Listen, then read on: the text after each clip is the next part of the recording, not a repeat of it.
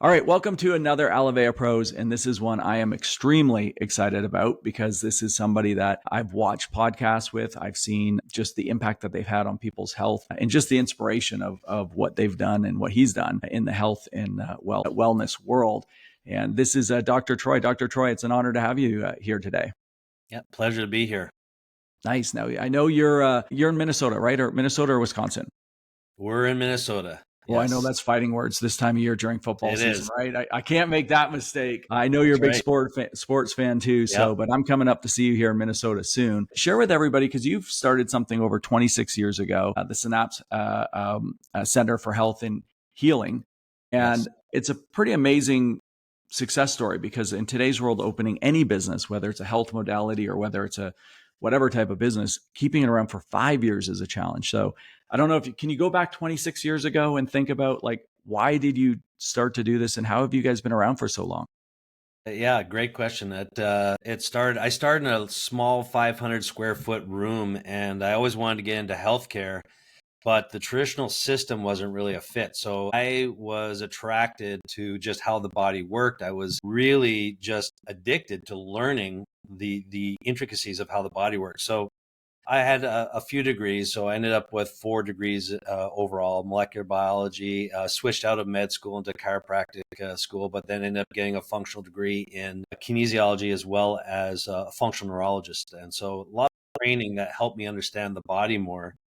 And I was always attracted just anything that helped restore the proper communication within the body. And I was very, very fortunate to learn from a couple mentors in my life, and one of them was Jeffrey Bland. He ended up founding functional medicine, so he started it, and I was learning from him before he even started that. So I know it's a new buzzword right now these days, functional medicine, but I remember when there were 7 of us in a room talking about it before it was ever a thing. So that 500 square feet turned into 6,000 square feet and now over 20 some employees. And I'm teaching and mentoring other clinic owners. And for years, we were just word of mouth referrals. And we see patients currently from all 50 states and 12 countries. And so it just kind of grew out of a passion to help people and really an addiction to learning. That is amazing. I love that story too, because, if you take just the business side of it, you've got this passion for learning and impacting people's life, but you're still running a small business, right? Yeah. That Yes. 500 square foot still had rent.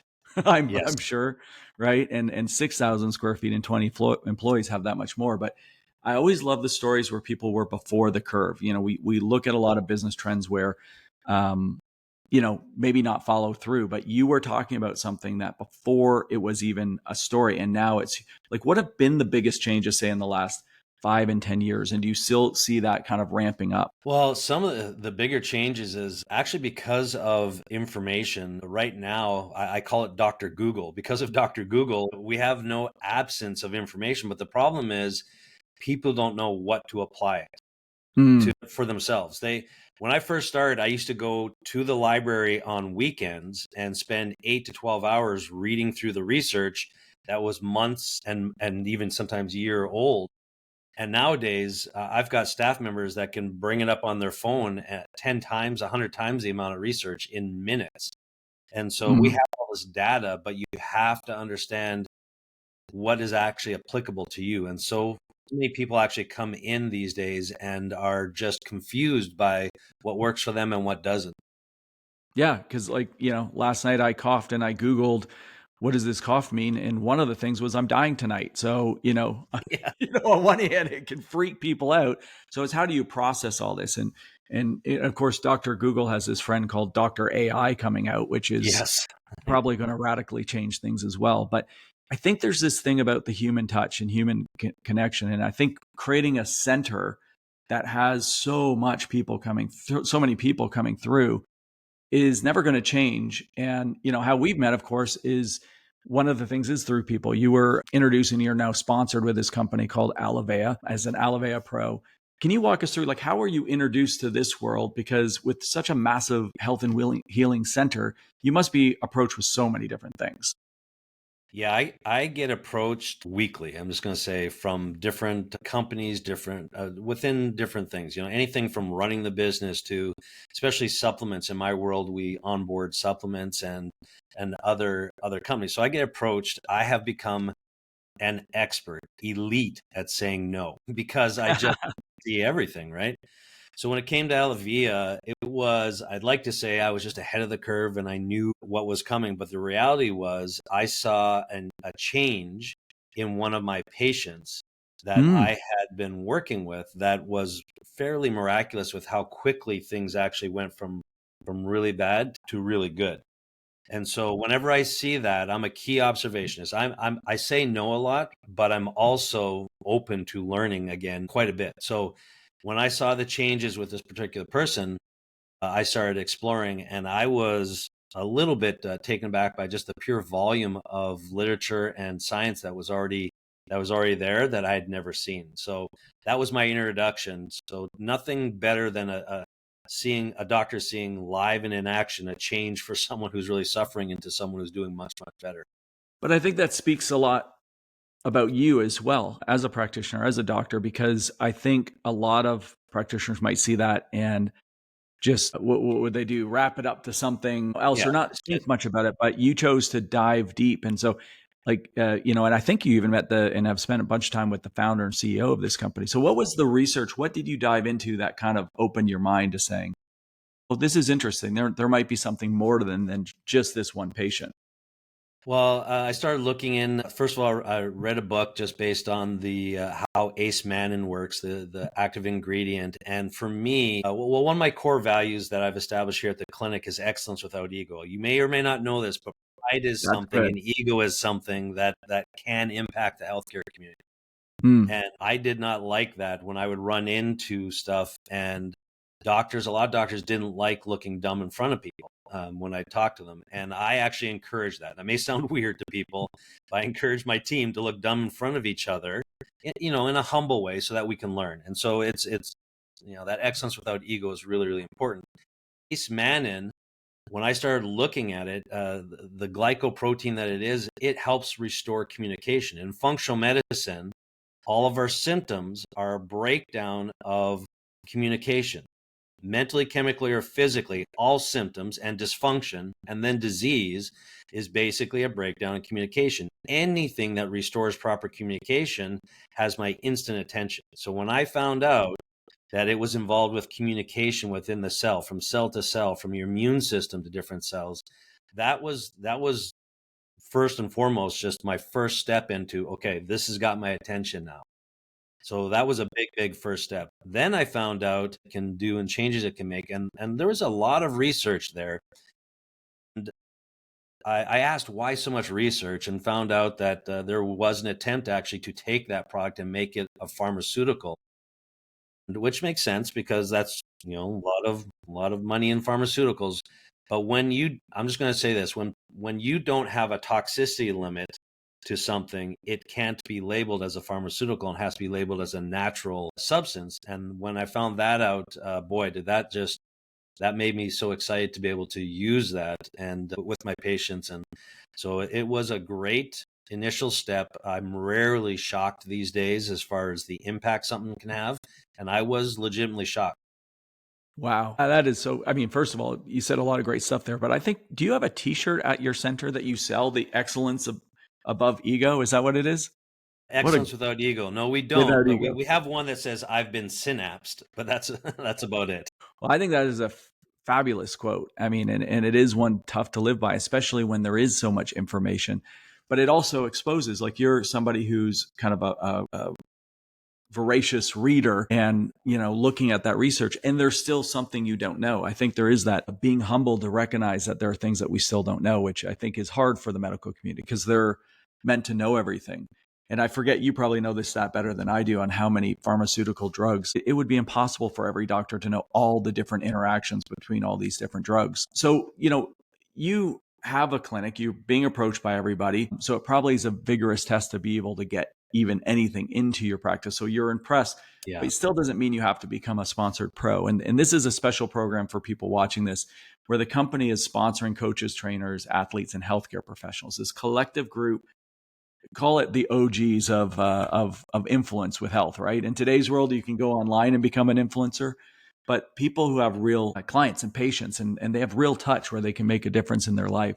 So what was it that you kind of said, yeah, you know what, I'll put my name attached to this company and be a sponsored partner with this company? What was it that was there anything that went above and beyond, said, yeah, I can see myself with this company? I rarely will attach my name to a company, so it doesn't happen too often. Or I rarely endorse certain things. I'm very, very careful of that because I do a lot of interviews, a lot of podcasts, radio, TV, and otherwise. And so for me, it's kind of a big deal. And I will say um, one thing really: the results. I would not attach my name to something that does not yield results or doesn't have a high level of integrity associated and behind it. So integrity, honor are very, very important to me. I believe as we enter this world of AI that people will do business with people they know, like, and trust. And that trust thing is a really big deal. And I want to be a trusted resource when it comes to people and their health. So my patients and being there so that if they hear me say something, they can come back 20 years later and say that's still true. And so I want to be that trusted resource. And so it's very, very important for me to stay in high integrity. That's why you'll see me put my name to very, very few things. Yeah, and I'm talking to a real person right now. You're not AI generated? No, I'm not AI. You're real. Yes. Okay. Yeah. Can we Yeah. touch our I'll go cheek? through I my mean, how do we flaws if you want. I was going to say, how do we even prove this? I think that is one of the most powerful lines. And it's interesting. I can't wait to spend time with you, Dr. Troy, because we build a lot of our companies around this concept of like, know, and trust. And it Yeah. is getting harder to trust. And not only from the information you're reading, but the information you're seeing. Of course, we're doing this podcast on the morning that there's outrage around the first AI actor has been potentially being, what do you call it? They're being covered by an agency. And of course, Yeah. the actors are going crazy, but it's so real.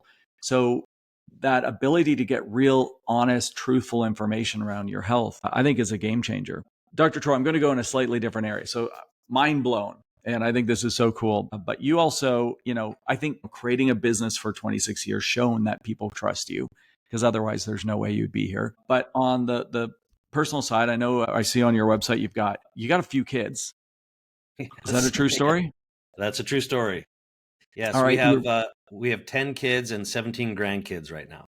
So you're just building like a sports league. Is that the Pretty goal? much.